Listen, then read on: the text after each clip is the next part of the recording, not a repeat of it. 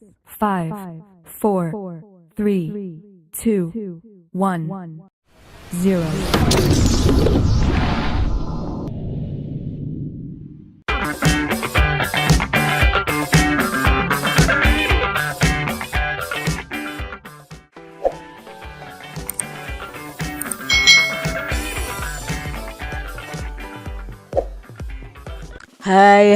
Hai, selamat datang di channel YouTube Kak Citra. Apa kabar adik-adik semuanya? Kak Citra berharap kalian dalam kondisi yang baik, sehat, dan siap untuk belajar ya. Hari ini kita akan belajar bersama-sama di tema 5, pengalamanku, subtema 3, pengalaman di tempat bermain, pembelajaran yang kelima. Mari adik-adik kita belajar dengan penuh semangat ya. Benny anak yang pandai. Benny selalu ditunjuk oleh guru. Sekarang Benny ditunjuk oleh ibu guru. Benny diminta membacakan puisi. Puisi dibacakan di depan kelas. Judul puisinya adalah Paman Datang. Adik-adik tentu tahu lagu Paman Datang ya, ciptaan Pak Ate Mahmud.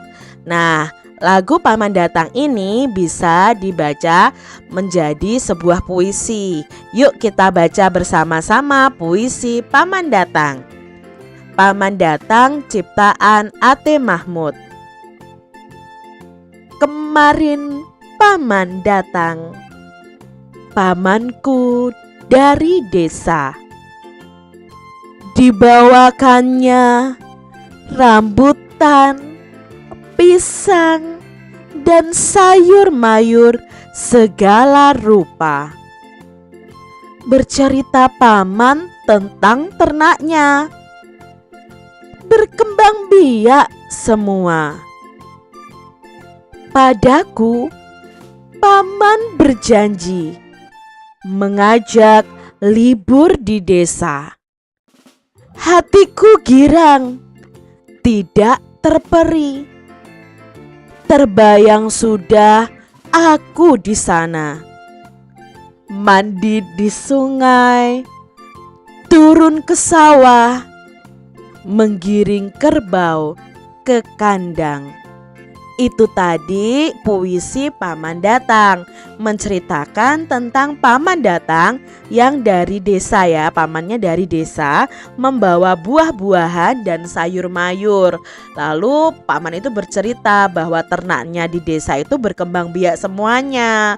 Lalu paman berjanji kepadaku untuk mengajak libur di desa nanti. Nah, yang diajak libur ke desa sudah membayangkan mandi di sungai, pergi ke sawah, lalu menggiring kerbau ke kandang. Ini isi dari puisi Paman Datang. Carilah kosakata baru dalam puisi tadi, lalu tuliskan artinya. Nah, di sini Kak Citra punya kosakata baru untuk adik-adik semua yang dari bacaan Paman Datang tadi, puisi Paman Datang tadi. Misalnya ada kata paman. Sebenarnya paman itu artinya apa? Nah, paman itu artinya adalah adik laki-laki dari ayah atau ibu kita. Berikutnya dalam puisi tadi ada kata sayur mayur.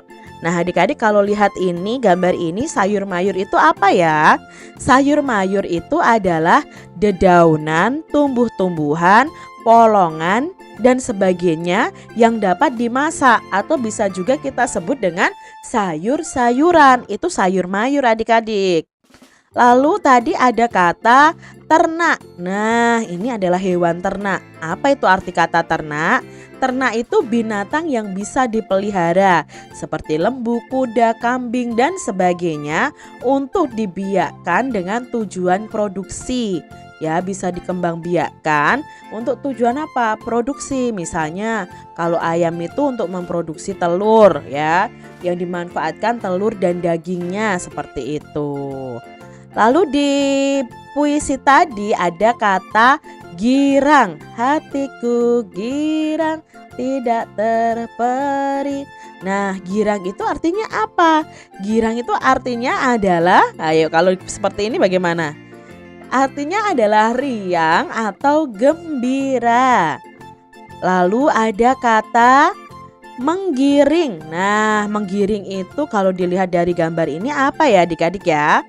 Nah, menggiring itu artinya menghalau binatang ke suatu tempat. Itu arti dari kata menggiring. Adik-adik, perhatikan gambar berikut ini. Nah, ini adalah bagian dari sila-sila Pancasila. Apakah kalian ingat ini sila keberapa ya? Simbol sila keempat. Yang bunyinya bagaimana adik-adik? Ya, bunyinya adalah kerakyatan yang dipimpin oleh hikmat kebijaksanaan dalam permusyawaratan perwakilan. Adik-adik, Beni dan temannya akan belajar PPKN. Satu kelas Beni ini akan belajar tentang musyawarah. Nah, musyawarah itu untuk mencapai kata mufakat. Beni dan temannya perlu semangat kekeluargaan. Ternyata mereka sedang musyawarah untuk memilih ketua kelas. Nah, adik-adik, musyawarah itu sesuai dengan penerapan sila keempat Pancasila. Nah, ini ya, Beni dan teman-temannya sedang memilih ketua kelas. Pemilihan ketua kelas. Pada hari ini kelas Beni bermusyawarah. Beni dan temannya itu musyawarah untuk menentukan ketua kelas.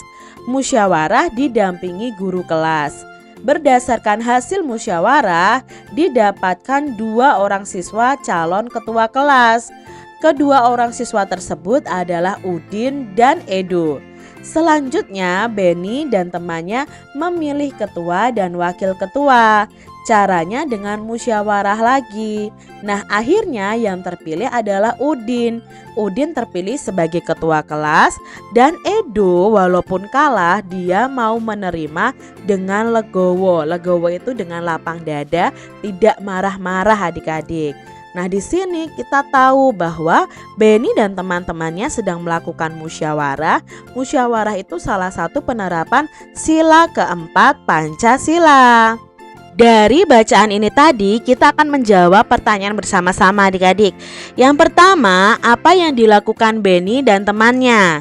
Nah, Beni dan temannya tadi sedang bermusyawarah memilih ketua kelas.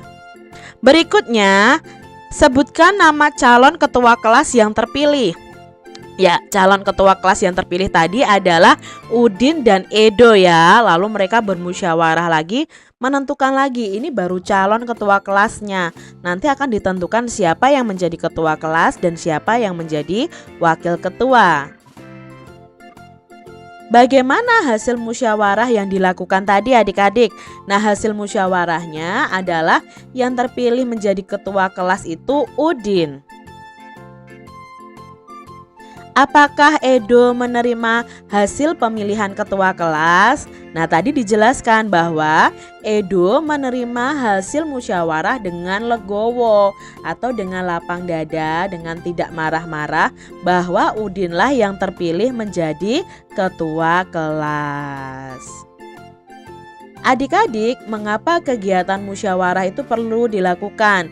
Kalian bisa memberikan alasannya. Nah, kegiatan musyawarah itu perlu dilakukan karena dengan musyawarah kita bisa menyelesaikan permasalahan secara bersama-sama dengan baik adik-adik. Karena tujuan musyawarah itu untuk mencapai kesepakatan. Tadi kesepakatannya yang terpilih menjadi ketua kelas adalah Udin. Adik-adik, nah, kalian perlu tahu saat bermusyawarah bersama, setiap anak itu dapat berbeda pilihan. Mungkin tadi di kelas Beni tadi ada anak-anak yang memilih Udin, ada anak-anak yang memilih Edo. Jadi pilihan mereka itu berbeda. Nah, perbedaan pilihan dapat disatukan melalui musyawarah. Musyawarah itu artinya berdiskusi untuk mengambil keputusan bersama secara mufakat. Musyawarah ini sesuai pengamalan sila keempat Pancasila.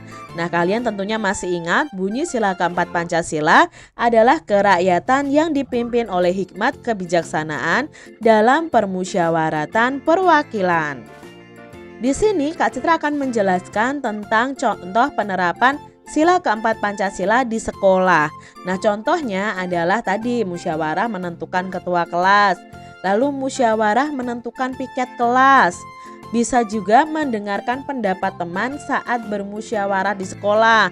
Kalian berdiskusi mengerjakan tugas kelompok, itu juga contoh penerapan sila keempat adik-adik. Memberi kesempatan kepada teman kita untuk menyatakan pendapatnya, menyatakan usulnya, itu juga contoh penerapan sila keempat Pancasila. Benny dan temannya telah selesai belajar PPKN. Pelajaran selanjutnya adalah olahraga. Nah, Benny melakukan gerakan-gerakan ini bersama dengan temannya. Yang pertama, gerakannya adalah mengayunkan kedua lengan ke depan dan ke belakang. Coba adik-adik ayunkan kedua lengan kalian ke depan dan ke belakang. Bisa ya? Lalu gerakan yang kedua, mengayunkan dua lengan ke kiri dan ke kanan seperti ini. Coba adik-adik praktekkan ya, ayunkan ke kiri dan ke kanan. Setelah itu Benny melakukan gerakan mengayunkan dua lengan dari samping ke atas dan ke bawah. Adik-adik bisa lakukan dalam 8 hitungan. Dan yang keempat, Benny mengayunkan kedua lengan setinggi bahu. Jadi kalian bisa melakukan gerakan-gerakan yang dilakukan oleh Benny. Demikian tadi adik-adik pembahasan kita di tema 5 subtema 3 pembelajaran yang kelima. Semoga video pembelajaran ini bermanfaat untuk adik-adik semuanya.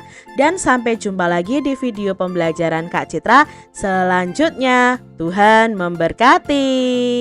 Jangan lupa tekan tombol subscribe, lalu tekan loncengnya, tekan juga tombol like, lalu share ke media sosial kalian. Jangan lupa untuk ikuti media sosial Kak Citra. Terima kasih.